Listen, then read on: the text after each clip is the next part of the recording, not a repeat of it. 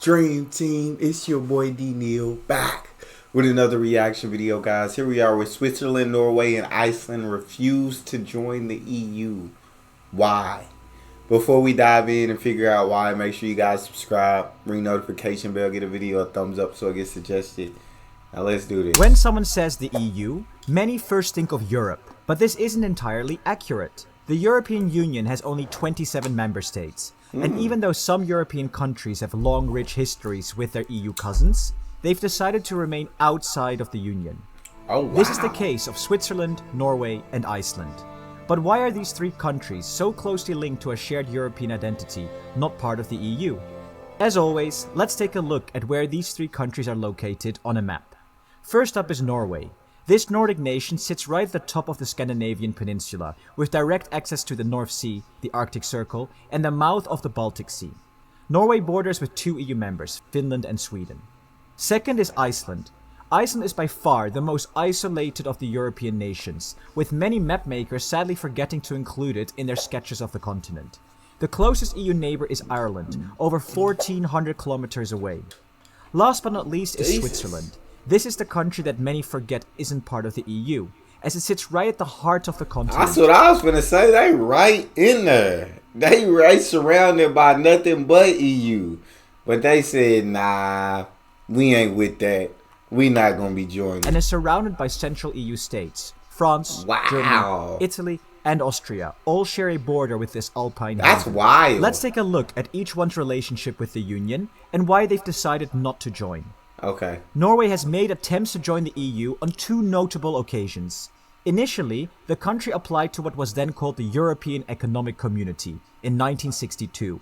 However, when France under President Charles de Gaulle vetoed the UK's application to join the EEC in 1963 and 1967, Norway's bid was indirectly affected.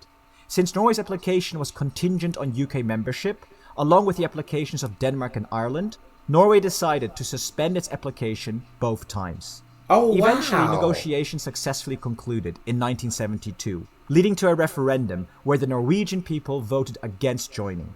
A subsequent referendum in 1994 also saw Norwegians voting against EU membership, albeit by a closer margin. Since then, Norway has not actively pursued full membership. Several factors contribute to Norway's hesitation. So it was like they did in the beginning. It was like they wanted to join, but only if UK was going to be in the EU. And since they denied the UK, they said, "All right, well, without them joining, we don't want to join." And once I guess UK did join, the people, the Norwegian people said, "We don't want to be in the EU." To join the EU, the big problem is fish. Norway places significant emphasis on maintaining control over its fisheries sector, which is a vital part of its economy. If Norway were to join the EU, it would have to follow the EU's common fisheries policy. This policy would allow other EU countries to fish in Norwegian waters, albeit with strict rules. Additionally, Norway would be subject to the EU's total allowable catches system, designed for sustainable management of fish stocks, which might differ from Norway's preferred management practices. There are also economic concerns beyond fisheries. Norway's vast natural resources, especially oil and gas, play a pivotal role in its economy. Some Norwegians are concerned that EU membership might impact the country's autonomy over these resources. Then there's national sovereignty. Many Norwegians are cautious about ceding aspects of their sovereignty to Brussels and the broader administrative structure. So what about Iceland? Okay, so I mean, Norway got valid reasons for not wanting to join. The reasons that were definitely he just stated in this video, definitely understandable why they like, it sound cool, but we gonna keep doing our own thing. We comfortable with the way we do things, and we don't want to join and have y'all disrupt anything that we're doing. Applied to join the EU in 2009, in the aftermath of the financial crisis, with many believing that membership might offer greater economic stability. However, with a changing government in 2013, the country's direction toward EU accession shifted, and the application process stalled. Central to Iceland's hesitation, similar to Norway, is the desire to protect its vital fishing industry from potential disruptions under the EU's common fisheries policy. Beyond fisheries, concerns about maintaining national sovereignty, potential impacts on the small but protected agriculture sector, and the advantages of having control over their own currency have also influenced the debate. While Icelanders have never voted in a referendum specifically on EU membership, public sentiment has shifted over time, influenced by both domestic and international events, including Russia's invasion of Ukraine. Finally, we come to Switzerland. So when things were kind of looking bad, they applied to join the EU, but then they switched leadership, and I'm sure things started looking on the up and up again, and they was like, yeah, nah, we don't.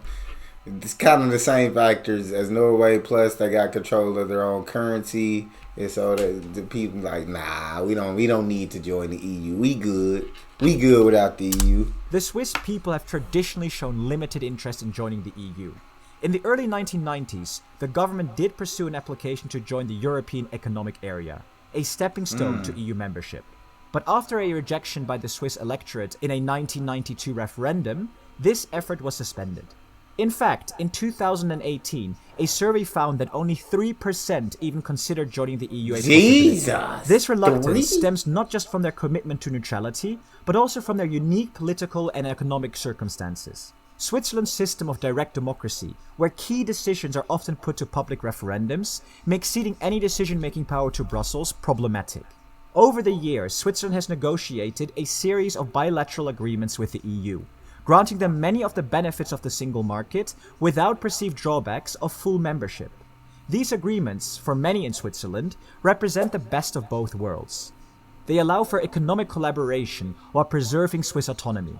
For example, the Swiss cherish their financial autonomy, especially given the country's status as a global banking and financial hub.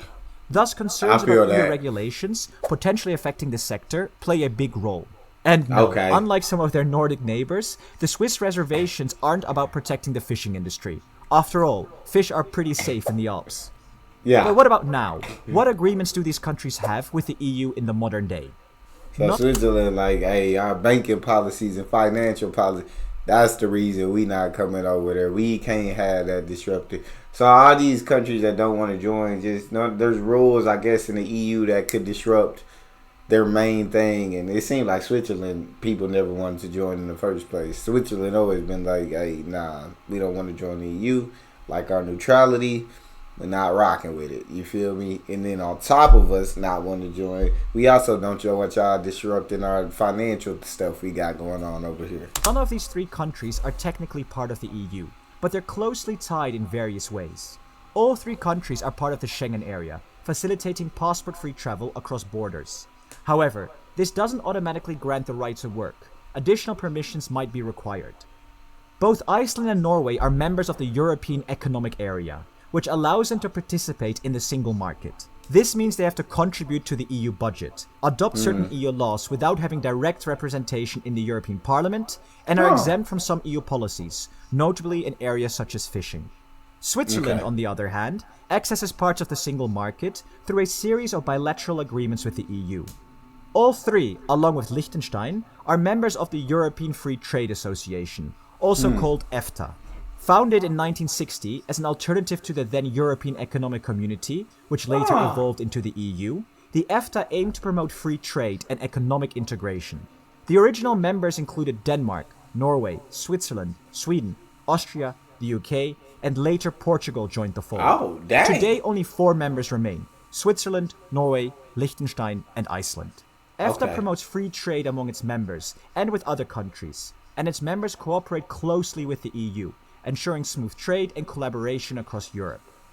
So the big question is, which one of these three countries is most likely to join the European Union? We don't believe any of these three countries will join the EU anytime soon. But we know for sure that Switzerland isn't keen on the idea at all. Switzerland is the least likely. Public opinion on joining is incredibly low, and the country's dedication to neutrality is simply too fierce. It would take a string of massive geopolitical events to sway the Swiss people over to a pro-EU side. Overall, Iceland is probably the most likely to join of the three. As it's already part of the EEA, it has close ties to the EU, and a decisive referendum on joining has never been held. The 2009 recession also showed the Icelandic people the value the EU economic union offered, and Russia's invasion of Ukraine has many looking to their European neighbors for solidarity. Still, we see no big reason for any of these countries to join at the moment. They all enjoy close relations with the EU, take part in many of its agreements, and contribute in their own way to the European project. The European Union has bigger fish to fry, and these three are already strong allies as it stands.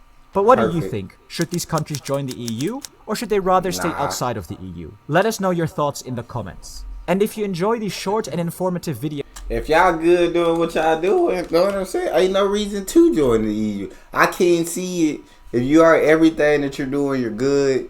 You don't need none of the benefits the EU offer. What's the point? You already Gucci. Now you start needing, like Iceland in '09, and they saw like they were going through that struggle. EU looked tempting.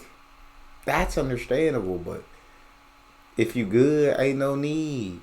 Now, if you need the EU, then you join the EU. You feel me?